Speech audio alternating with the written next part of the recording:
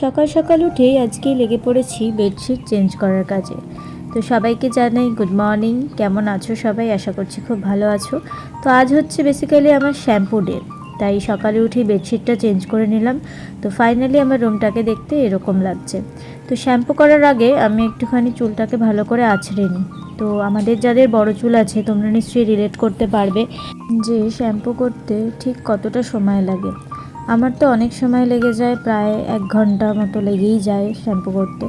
তো চলো, চুল আঁচড়ানো ডান, এবার উজি বেরোবে, তাই ওর হাতের সামনে সব জিনিসগুলো এগিয়ে দিলাম।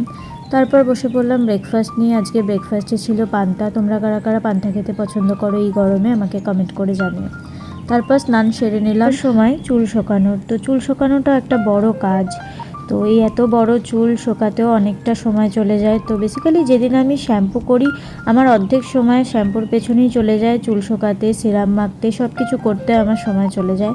তো ফাইনালি আমার সব কিছু ডান হয়ে গেছে। এবার আমি পুজো দিতে চলে এসেছি। তো দেখো আমার গোপুসোনারা খেতে বসেও গেছে। তো এবার খেতে বসা পালা আমার। তো চলো দেখে নেওয়া যাক লাঞ্চে আজকে কী কী ছিল। ছিল ভেন্ডি সেদ্ধ, বড়া, একটা শাক ভাজা আর একটা মিক্সড ভেজ, আর ছিল বোয়াল মাছের ঝোল।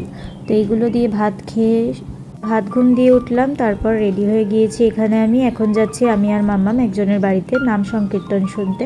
তো অলরেডি এখানে আমরা পৌঁছে গিয়েছি এবং ফেরার পথে খেয়েছিলাম আমার পছন্দের ফুচকা। তো এইভাবেই দিনটা এন্ড করেছিলাম। চলো দেখাবে নেক্সট মিনি ব্লগে। বাই।